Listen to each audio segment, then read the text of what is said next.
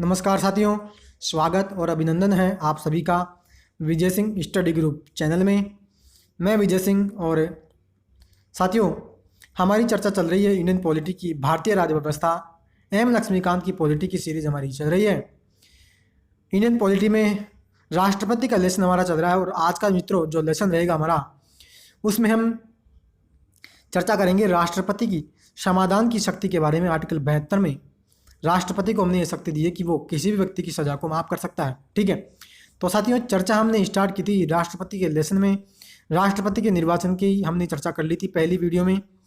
उसके बाद मित्रों राष्ट्रपति के लिए महाभियोग, राष्ट्रपति के पद की शर्तें, महाभियोग की चर्चा हमने कर ली। इसके साथ ही मित्रों राष्ट्रपति की शक्तियों के बारे में भी हम चर्चा कर चुके थे, जिसमें कार्यकारी, विधायी, वित्तीय, न्यायिक, कूटनीतिक, सैन्य और आपातकालीन शक्तियों की हमने डिटेल से चर्चा की। साथ ही राष्ट्रपति की वीटो शक्तियों की भी हमने चर्चा कर ली थी, जिसमें अत्यंतिक वीटो, निलंबनकारी वीटो और पॉकेट वीटो की हमने चर्चा की। अन्य वीटो जो विशेषित वीटो होता है, जो कि अमेरिका के राष्ट्रपति के पास होता है, इसकी भी हमने चर्चा की थी। और पिछली वीडियो में जो मित्रों हमने चर्चा की राष्ट्रपति के अध्यादेश जारी करने की शक्ति। ठीक है, आज चर्चा करेंगे राष्ट्रपति की समाधान की शक्ति के बारे में। ठीक है, आर्टिकल 72 में हमने राष्ट्रपति को ये पावर दी है कि अगर कोई भी व्यक्ति को, अगर भारत में किसी भी न्यायालय के द्वारा, चाहे वो सुप्रीम कोर्ट हो या हाई कोर्ट हो या कोई मिलिट्री कोर्ट हो, अगर उसको सज़ा दे दी जाती है, चाहे वो फांसी की सज़ा हो या कारावास की सज़ा हो, तो राष्ट्रपति को ये शक्ति है कि वह उस व्यक्ति की जो सज़ा है ना, उसको माफ़ कर सकता है। ठीक है, तो साथियों चर्चा स्टार्ट करें उससे पहले अभी तक आपने मेरे चैनल को सब्सक्राइब नहीं किया है, ज़रूर से चैनल को सब्सक्राइब कर लेना। साथ ही घंटी का जो बटन है उसके ऑल पर आपको क्लिक करना है, ताकि सभी वीडियो का नोटिफिकेशन आपको मिल जाएगा। ठीक है, तो साथियों चर्चा स्टार्ट करते हैं। देखो राष्ट्रपति की समाधान की शक्ति के बारे में क्या बात कही जाती है। कहते हैं कि आर्टिकल 72 में हमने राष्ट्रपति को उन व्यक्तियों को समाधान की शक्तियाँ प्रदान की है जो निम्नलिखित मामलों में किसी अपराध के लिए दोषी करार दिए गए हैं। यानी आर्टिकल 72 में राष्ट्रपति को हमने शक्ति दी किसकी, समाधान की, कि आप अगर किसी व्यक्ति को चाहेंगे तो आप उसकी सज़ा को माफ़ कर सकते हैं। अब किसकी सज़ा को माफ़ करेंगे? ऐसे व्यक्ति जिनको दोषी करार हमने दिया है। किसके तहत? या तो संघीय विधि के विरुद्ध किसी अपराध में, यानी केंद्रीय कोई कानून था और इसके विरुद्ध किसी व्यक्ति ने अपराध कर दिया, तो उसकी सज़ा को राष्ट्रपति माफ़ कर सकता है। या सैन्य न्यायालय द्वारा दिए गए दंड में, यानी मिलिट्री कोर्ट है और मिलिट्री कोर्ट ने किसी व्यक्ति को मान लीजिए सज़ा दे दी, मृत्युदंड का ही मान लीजिए सज़ा उसको दे दिया, तो राष्ट्रपति को अधिकार है कि वो उसकी सज़ा को माफ़ कर दे। तीसरी, यदि दंड का स्वरूप मृत्युदंड हो, यानी अगर किसी व्यक्ति को मान लीजिए कोई भी कोर्ट फांसी की सज़ा भी दे देता है ना मित्रों, तो भी राष्ट्रपति हमारी उस सज़ा को माफ़ कर सकता है। ठीक है, और जब निर्भया कांड, जब मित्रों 2012 का जो निर्भया कांड चल रहा था, उसमें जब 4 दोषियों को फांसी की सज़ा दी गई, ठीक है, 4 दोषियों को फांसी की सज़ा दे दी गई थी, तो फिर उन्होंने क्या किया था कि उन्होंने पिटीशन दायर की थी राष्ट्रपति के लिए। क्या? राष्ट्रपति को समाधान उन्होंने मांगा था राष्ट्रपति से कि आप जो है हमारे को क्षमा कर दीजिए, लेकिन राष्ट्रपति ने अनुच्छेद 72 में उन व्यक्तियों को माफ़ नहीं किया था। ठीक है, और फिर जाकर के उनको फांसी की सज़ा दे दी गई थी। क्लियर? तो साथियों आशा करता हूँ कि यहाँ तक की बात आपको समझ आई। आगे चर्चा करें। कहते हैं कि राष्ट्रपति की समाधान की शक्ति न्यायपालिका से स्वतंत्र। यहाँ पे ये गलत है, राष्ट्रपति की समाधान की शक्ति न्यायपालिका से स्वतंत्र। यानी इसका कहने का मतलब ये है कि न्यायपालिका जो है ना, फिर उसकी जांच नहीं कर सकता कि क्यों आखिर राष्ट्रपति ने उस व्यक्ति को माफ़ कर दिया। ठीक है, ये कहना चाह रहा है कि राष्ट्रपति ने किसी व्यक्ति को माफ़ कर दिया ना, तो फिर कोर्ट ये नहीं कह सकता कि राष्ट्रपति जी आपने इस व्यक्ति को माफ़ क्यों किया। इसी को कहते हैं न्यायपालिका से स्वतंत्र है। यानी न्यायपालिका उसकी जांच नहीं कर सकती कि क्या राष्ट्रपति को माफ़ करना चाहिए था या नहीं करना चाहिए था। यानी राष्ट्रपति ने जिस व्यक्ति को माफ़ कर दिया, तो इसका मतलब वो पत्थर की लकीर हो गई। ठीक है, माफ़ कर दिया तो माफ़ कर दिया है उस व्यक्ति को, कोर्ट उसकी जांच नहीं कर सकता, कोर्ट उस मामले में फिर दखल अंदाजी कर ही नहीं सकता। क्लियर? आगे कहते हैं कि राष्ट्रपति की समाधान शक्ति में निम्न बातें सम्मिलित है। कौन कौन सी? पहली देखो, अब चर्चा कर रहे हैं तो डिटेल से एक एक करके कि कौन कौन सी सजाएं होती है और उन कौन कौन सी सजाओं को क्या राष्ट्रपति माफ़ कर सकता है, किसकी सज़ा को कम कर सकता है। तो पहली चर्चा करेंगे मित्रों, एक तो क्षमा, यानी पहले तो यह है कि वो क्षमा कर सकता है, यानी माफ कर सकता है। किसमें?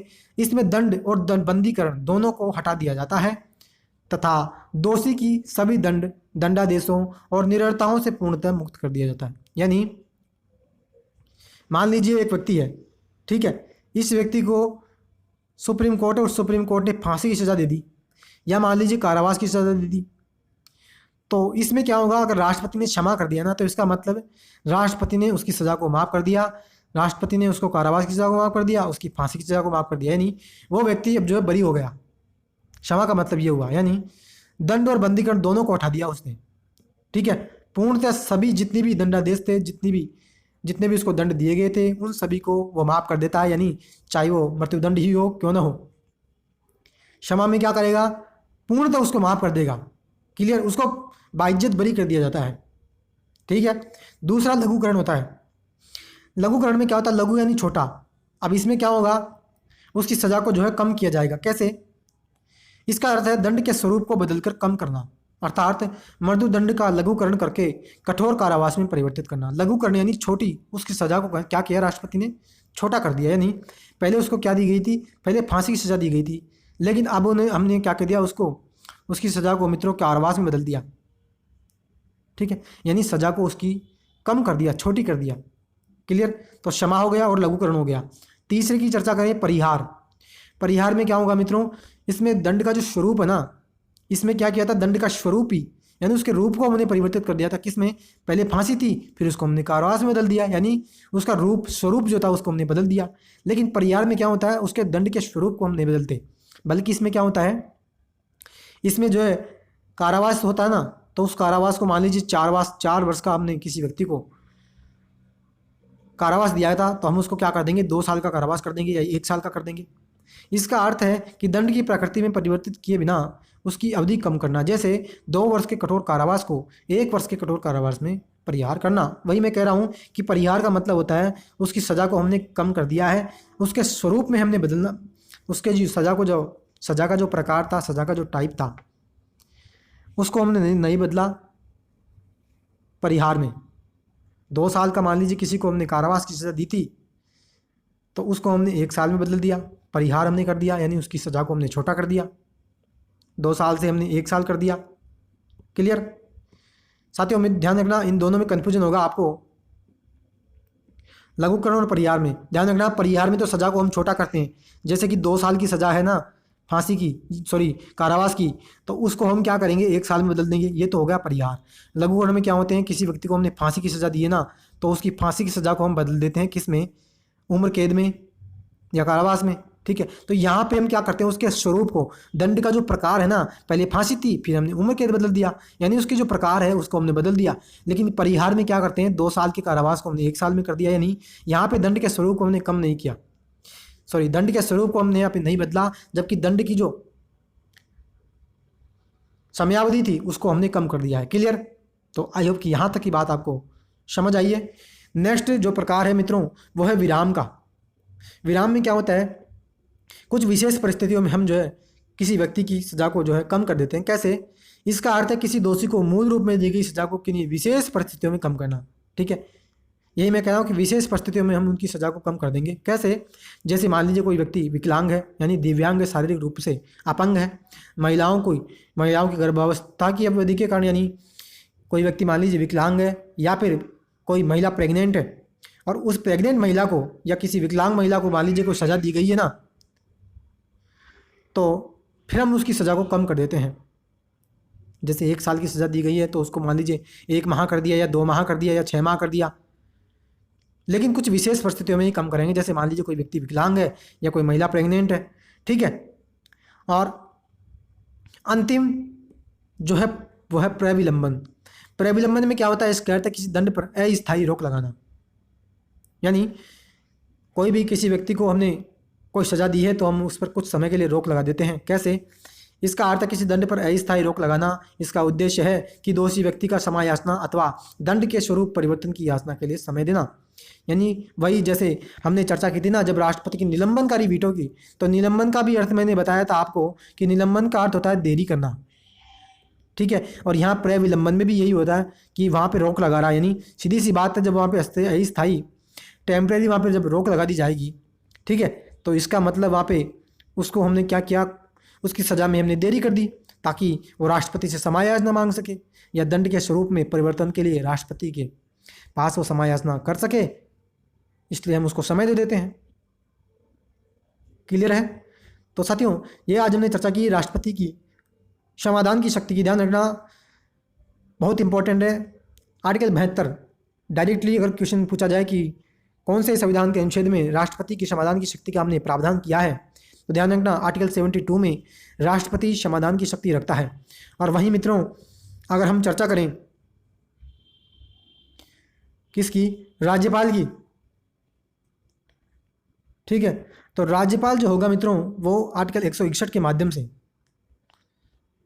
समाधान की शक्ति रखता है। लेकिन यहाँ पे राष्ट्रपति की समाधान की शक्ति और राज्यपाल की समाधान की शक्ति में दोनों में बहुत डिफरेंस है। राष्ट्रपति जो होता है ना मित्रों, वो किसी भी व्यक्ति की सज़ा को माफ़ कर सकता है, चाहे वो फांसी की सज़ा ही क्यों ना हो। लेकिन राज्यपाल जो होता है वो फांसी की सज़ा को माफ़ नहीं कर सकता। बिल्कुल ध्यान रखना, कान खोल के सुनना। केवल और केवल राष्ट्रपति को ये हमने शक्ति दी है कि आप किसी व्यक्ति की मृत्युदंड की सज़ा को माफ़ कर सकते हो, लेकिन राज्यपाल आर्टिकल 161 का प्रयोग करके फांसी की सज़ा को माफ़ नहीं कर सकता। हाँ, इतना ज़रूर है कि वह उस पर रोक लगा सकता है, ठीक है, फांसी की सज़ा पर रोक लगा सकता है।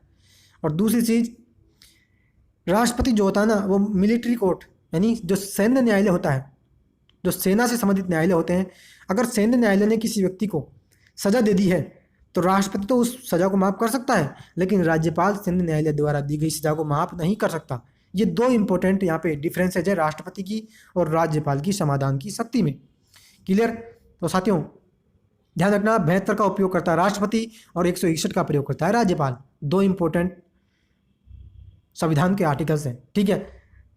ये तो हमने चर्चा की, 72 का उपयोग करके वो राष्ट्रपति समाधान की शक्ति रखता है। समाधान की शक्तियों में बहुत सारी, एक तो क्षमा है, दूसरा है लघुकरण है। क्षमा में मैंने बता दिया, चाहे किसी भी प्रकार की व्यक्ति को सज़ा दी गई हो, चाहे वो कारावास की सज़ा हो या फांसी की सज़ा हो या कोई भी सज़ा हो ना, तो राष्ट्रपति सीधे तौर पर उसको माफ़ कर सकता है और उसको बाइज्जत बरी कर सकता है। क्लियर? लघुकरण में हम क्या करते हैं, लघुकरण में सीधा सा है, लघु यानी छोटा हम कर देते हैं उसकी सज़ा को, यानी स्वरूप उसकी हमको उसके स्वरूप की सज़ा का जो प्रकार है, सज़ा का जो टाइप है उसको हम कम कर देते हैं। जैसे फांसी की सज़ा हमने किसी व्यक्ति को दी है तो हम उसको चेंज कर देंगे किसमें, कारावास में। इसका मतलब हो गया लघुकरण। तीसरा मैंने बताया परिहार। परिहार में हम क्या करते हैं, सज़ा को छोटा कर देते हैं, लेकिन स्वरूप होता है, स्वरूप जो होता है सज़ा का जो प्रकार होता है वो वही रहता है।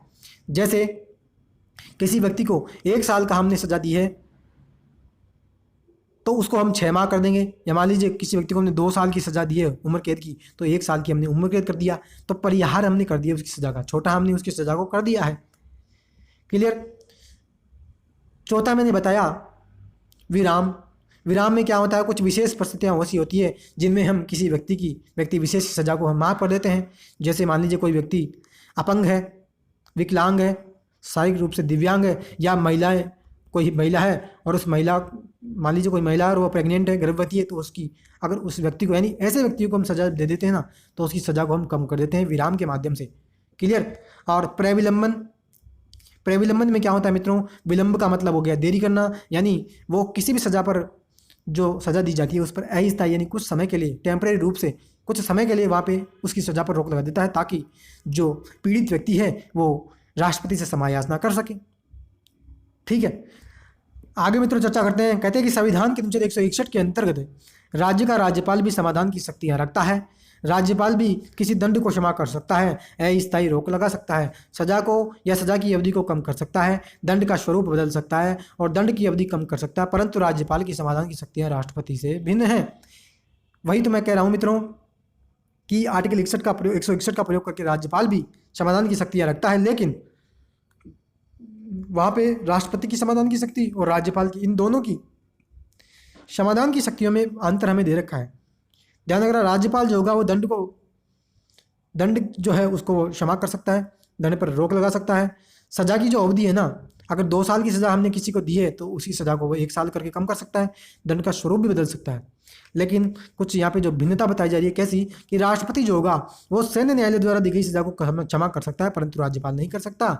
और दूसरी चीज़ कि राष्ट्रपति मृत्युदंड को क्षमा कर सकता है, परंतु राज्यपाल उसकी सज़ा को मृत्युदंड को माफ़ नहीं कर सकता। ठीक है, तो यही बात मैंने आपको बताई थी। तो साथियों, आज का लेक्चर यहीं स्टॉप रखते हैं। आज का लेक्चर आपको कैसा लगा ज़रूर से कमेंट बॉक्स में कमेंट कीजिएगा। आने वाले लेक्चर में मित्रों अब चर्चा करेंगे, उपराष्ट्रपति का हमारा लेसन स्टार्ट होगा। ठीक है, क्या राष्ट्रपति हमारा हो चुका है, अब हमारा जो अगला लेसन होगा लेसन नंबर 18, वो होगा हमारा उपराष्ट्रपति से संबंधित। ठीक है, और हो सके तो पूरा राष्ट्रपति का, जितने भी व्यूअर्स ने राष्ट्रपति की जितनी भी वीडियो आई थी, पूरा राष्ट्रपति का चैप्टर आप एक बार रिवाइज कर लीजिएगा। हो सकेगा तो इसके जितने भी क्वेश्चन बन सकेंगे तो क्वेश्चन भी हम जल्द से जल्द लगभग 20 से 25 क्वेश्चन इसके डिस्कस करेंगे, जिसमें पूरे राष्ट्रपति के चैप्टर का निचोड़ आ जाएगा मित्रों। और एक एक सिंगल सेंटेंस में क्वेश्चन बनने की पूरी संभावनाएं रहती है राष्ट्रपति के चैप्टर में। तो डिटेल से हम राष्ट्रपति का चैप्टर का क्वेश्चन के माध्यम से रिविजन भी हमारा हो जाएगा और उसके क्वेश्चन भी आपके हो जाएंगे। और मित्रों फिर पुनः मैं आपको कह रहा हूँ कि ज़रूर से आप जो है जब क्वेश्चन हम सॉल्व करेंगे तो आप देखना कि ऐसे ऐसे क्वेश्चन बनते हैं जहाँ पे बहुत हाई लेवल के क्वेश्चन भी बनते हैं और जहाँ बहुत इंपॉर्टेंट क्वेश्चन जो होते हैं वो एग्जाम में डायरेक्टली ऐसे के ऐसे क्वेश्चन देखने को मिलते हैं। और अगर आप एग्जाम दोगे तो आपको देखना जो मेरे पढ़ाई में जो क्वेश्चन है ना, और जितना भी मैंने आपको अभी तक चैनल पर डिस्कशन करवाया है, लेसन 17 मैंने आपको कंप्लीट करवा दिए हैं। तो ध्यान रखना एग्जाम में ऐसे की ऐसे आपको यहाँ पे क्वेश्चन देखने को मिलेंगे। ठीक है, तो आज के लिए इतना ही, अब मिलते हैं नेक्स्ट वीडियो में। तब तक के लिए friends, have a nice day. जय हिंद, जय भारत, वंदे मातरम। तो ये पांचों की मैंने आपसे पुनः एक बार रिवाइज करवाया। तो साथियों, आज हमारा ये लेसन जो राष्ट्रपति से संबंधित था, ठीक है, कंप्लीट आज हमारा ये लेसन कंप्लीट हुआ। तो मित्रों, राष्ट्रपति का पूरा चैप्टर आपको कैसा लगा? क्या अगर आपको कोई किसी प्रकार की कोई दिक्कत आती है तो ज़रूर से आज आप मेरे को जो मित्रों कमेंट बॉक्स में कमेंट जरूर कीजिएगा।